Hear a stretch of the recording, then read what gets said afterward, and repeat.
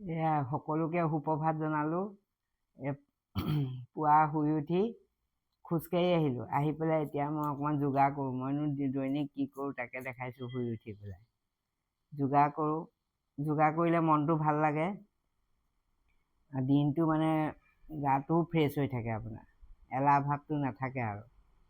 বেমাৰটো ঢেৰ আছে, কিন্তু যোগাৰ কৰি যেনে তেনে চলি আছোঁ আৰু। ইটো পিছত ইটো আমাৰ কিন্তু থাইৰয়ড হৈছিলে, ডায়েবেটিছো অকণমান চুইছিলে, কিন্তু এতিয়া টেবলেট নাখাওঁ আৰু যোগাৰ কৰিয়ে চলি আছোঁ আৰু। যোগাৰ টেবলেটৰ বদলি এতিয়া যোগাৰ আৰু সেয়া।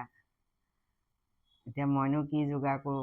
মই মানে এইটো কেনেকৈ আৰম্ভ কৰিলোঁ জানে? হোমেন বৰগোহাঁই ছাৰৰ এটা লেখনি পঢ়িছিলোঁ। তেওঁ খুব স্বাস্থ্য সচেতন আছিল যে, তেওঁ মানে কৈছিলে মানে মানুহে দৈনিক 10 মিনিট সময় নিজৰ কাৰণে দিব লাগে। যোগাৰ কৰিলে মানে বহুত স্বাস্থ্য ভালে থাকে। খাদ্যৰ ওপৰতো তেওঁ বহুতখিনি কথা কৈ থাকে। তেনেকৈ আমি চলিলে বহুতখিনি বেমাৰ আজাৰৰ পৰা, সৰু সুৰা বেমাৰ আজাৰৰ পৰা আমি ৰক্ষা পাই থাকিম। হ'লেও আপোনাৰ মানে বেমাৰটোৱে ইমান হেঁচা মাৰি নধৰে মানে, যদি আপুনি যোগাৰ কৰি থাকে। মই ক'ভিডৰ আগতে মানে যোগাৰ মাষ্টৰনী এজনীৰ ওচৰত মানে প্ৰশিক্ষণ লৈছিলোঁ। ভালকৈ শিকি ল'লোঁ। আপুনিও তেনেকৈ কোনোবা ওচৰত আছে যদি শিকি ল'ব। যোগাৰ কৰিব, এলাহ নকৰিব। এদিন কৰি 10 দিন কৰি নকৰিলে মানে কামত নিদিয়ে। সদায় কৰিব লাগিব। মই হোমেন বৰগোহাঁই ছাৰৰ লিখনিৰ পৰাই মানে এইটো মানে নিজৰ জীৱনটো মানে সলনি কৰি পেলালোঁ আৰু। চাওকচোন মই কি যোগাৰ কৰোঁ। প্ৰথমতে কি কৰোঁ জানে? খোজকাঢ়ি আহি পেলাই এতিয়া এইটো 50 বাৰমান মাৰোঁ।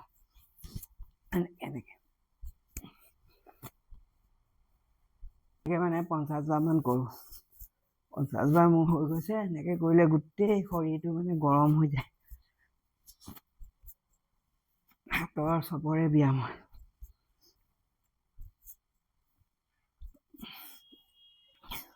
এই 50 বাৰ হৈ গ'ল। এতিয়া হাতৰ ব্যায়াম কৰিম। থিয় হোৱা ব্যায়ামবোৰ আগতে কৰি লওঁ। হাতৰ বিষ চিষবোৰ নহয় এনেকৈ যদি আপুনি কৰি থাকে সদায়। যিবোৰে উঠিব নোৱাৰে বহিও কৰিব পাৰে।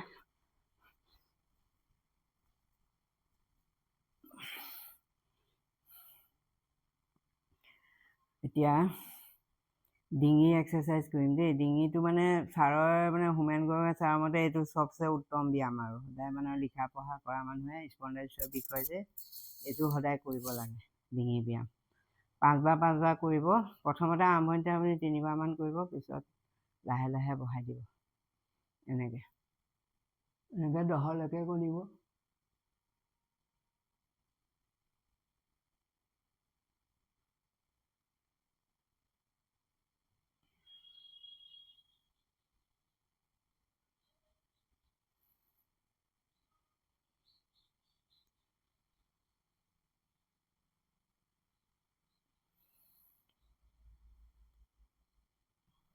তাৰপিছত ডিঙিটো এনেকৈ কৰিব। তাৰপিছত এনেকৈ কৰিব, এনেকৈ কৰিব, এনেকৈ কৰিব। এনেকৈও 5-10 বাৰমান কৰিব। লাহে লাহে কৰিব দেই। মই য'ত শিকিছিলোঁ তেখেতে যেনেকৈ শিকাইছিলে মই তেনেকৈ কৰি থাকোঁ। মই মানে মাত্ৰ আপোনালোকক দেখাইছোঁহে দেই। যিবোৰে একেবাৰে নকৰে তেওঁলোকে মানে লাহে লাহে ঘৰত আৰম্ভ কৰিব পাৰে। বহুতখিনি বেমাৰ আজাৰৰ পৰা ৰক্ষা পাই থাকিব পাৰে আপুনি। এনেকৈ কৰিব। তাৰপিছত মূৰটো এনেকৈ ঘূৰাই দিব। আকৌ এইফালে ঘূৰাব, এইফালে ঘূৰাব। এনেকৈ লাহে লাহে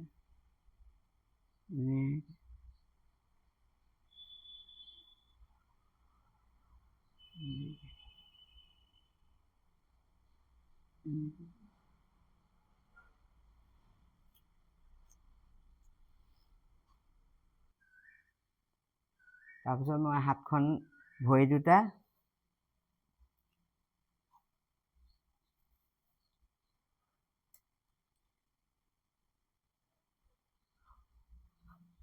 এই ভৰি দুটা বহলকৈ মেলি লওঁ। এটা চাইডে মেলি দিব আপুনি। হাতখন এনেকুৱা কৰি এনেকৈ 50 বাৰ কৰিব। প্ৰথমতেতো নোৱাৰে, 10 বাৰতে থৈ দিব।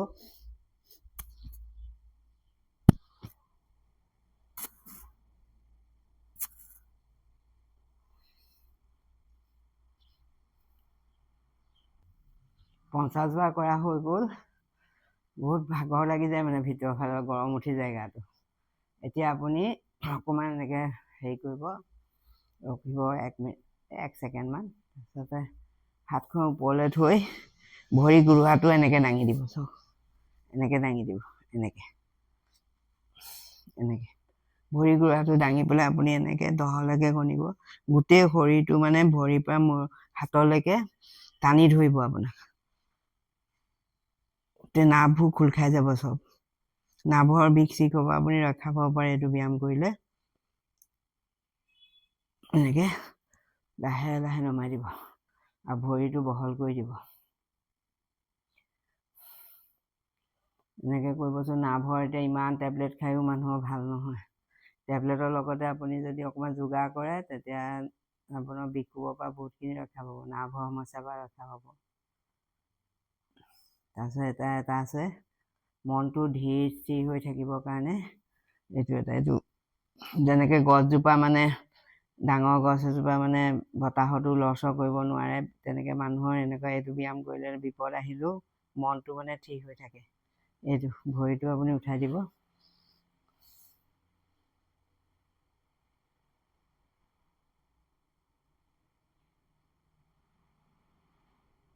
এনেকৈ 10লৈকে গণিব। আকৌ ভৰিটো এনেকৈ মেলি বিশ্ৰাম ল'ব। আকৌ আপুনি ইটো ভৰি উঠাই দিব।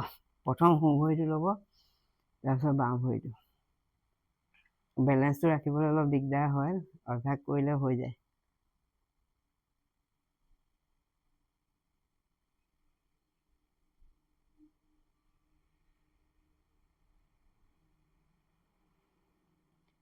মনটো থিৰ কৰিব লাগিব।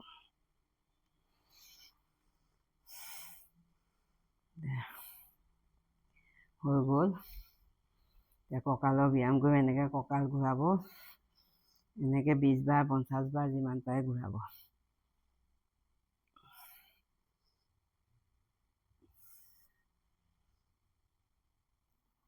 মই মানে বেলডাল মাৰি লওঁ। বেলডাল মানে হাৰ্নিয়া এটা আছে যে, বেলডাল মাৰিলে পেটটো টাইট হৈ থাকে, তেতিয়া আৰু চিন্তা নাই আৰু কৰিবলৈ।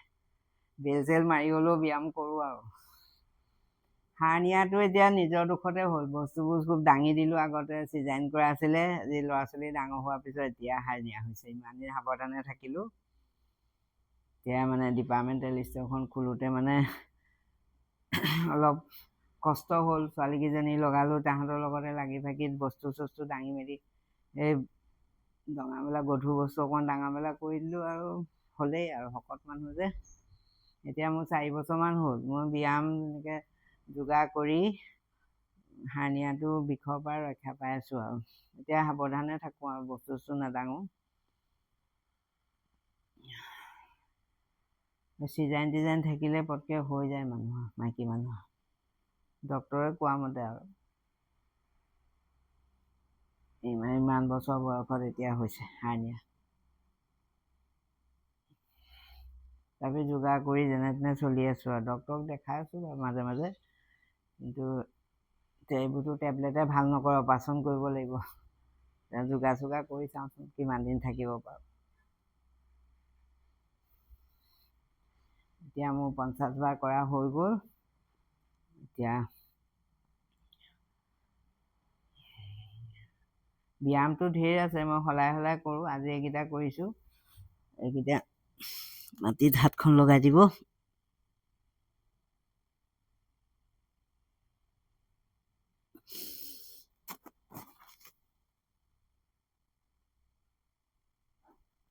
এনেকৈ আপুনি 10 ছেকেণ্ড ৰখিব, ৰখি ভৰিটো আকৌ মেলি দিব।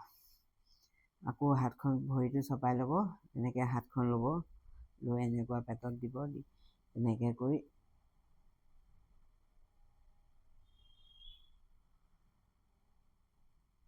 কঁকালৰ ব্যায়ামৰ কাৰণে কঁকাল মানে বিষ কোব নহয় আৰু কঁকালৰ এইটো ব্যায়াম কৰিলে এইবোৰকে কৰোঁ। তাৰপিছত এতিয়া বহি পেলাই কৰোঁ, বজাৰখনত বহোঁ,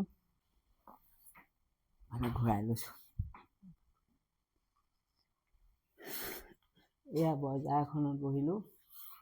এনেকৈ মই প্ৰায় মানে 1 মিনিটমান বহোঁ, এনেকৈ 60লৈকে গণোঁ। বজাৰখনত বহিলে ভৰি বিষবোৰ নহয় মানে। আপুনি লাহে লাহে বিচনাত বহি চেষ্টা কৰিব। পটককৈ নহয়, লাহে লাহে লাহে লাহে বঢ়াই থাকিলে এদিন গৈ একদম ফ্ৰী হৈ যাব। এতিয়া মই ফ্ৰী হৈ যাওঁ মানে বহিবলৈ।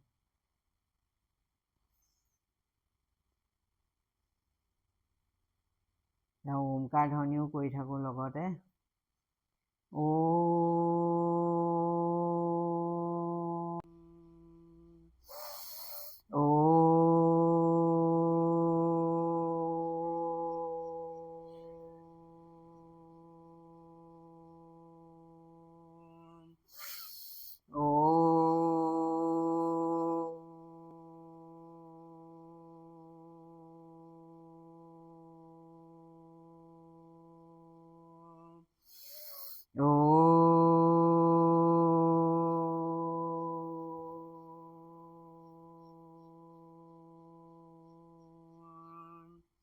এনেকৈ আপুনি 50 বাৰলৈকে কৰিব। প্ৰথম আৰম্ভণিতে 10 বাৰমান কৰিব।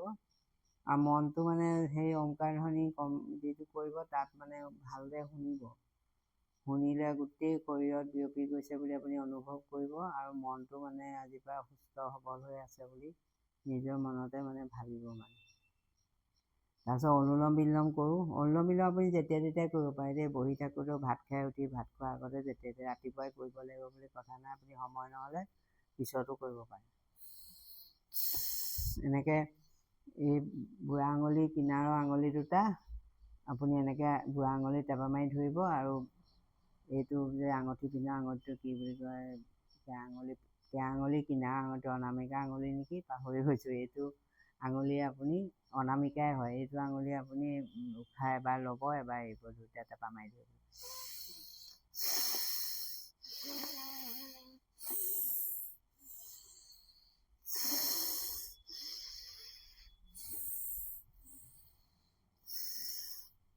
মই আপোনালোকক এনেই কৈছোঁহে, যিবোৰে নকৰে সেইবোৰে এলাহ নকৰি সদায় যে নকৰোঁ এইবোৰ কৰিলে বহুতখিনি বেমাৰৰ পৰা ৰক্ষা পায়। বেমাৰ হ'লেও মানে ইমান হেঁচা মাৰি নধৰে বেমাৰটোৱে। তাৰপিছতে ব্যায়ামটো ঢেৰ আছে। আপুনিও সদায় ৰাতিপুৱা এনেকৈ ব্যায়াম কৰিব অকণমান।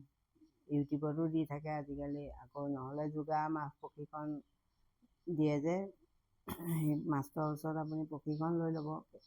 অলপ দিন এমাহমান বা 2 মাহমান ল'লে আপুনি ঘৰতে কৰিব পাৰিব। খালি চবেই জানে, কিন্তু মানুহে এলাহ কৰে যে। এদিন কৰি 4 দিন নকৰিলে কিন্তু কামত নিদিয়ে। সদায় কৰিব লাগিব আপুনি। সদায় কৰিলে আপোনাৰ গাটো সুস্থ হৈ থাকিব, মনটোও সুস্থ হৈ থাকিব। ভাল লাগে দিনটো কাম চাম কৰি পেলাই, ফূৰ্তি হৈ থাকে, খং ৰাগবোৰ অলপ কমে। সেয়াই মইনো কেনেকৈ কৰোঁ সেইটোকে আপোনালোকক দেখালোঁ। মইতো আৰু যোগা মাষ্টৰ নহয়। আপোনালোকে তেনেকৈ দিনটো আৰম্ভণি কৰিলে ধৰি লওক বহুতখিনি বেমাৰ আজাৰৰ পৰা ৰক্ষা হ'ব। আপুনি টেবলেটৰ বদলি আপুনি যোগা কৰিব। মই হাৰ্নিয়াটোৰ পৰা বহুতখিনি মানে ভাল পাই আছোঁ। আৰু মোৰ থাইৰয়ড আছিলে, ডায়েবেটিছ আছিলে, এতিয়া একো টেবলেট নাখাওঁ।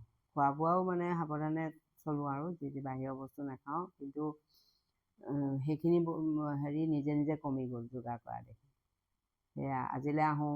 সকলোৱে সুস্থ থাকক তাৰ কাৰণে ভিডিঅ'টো দিলোঁ।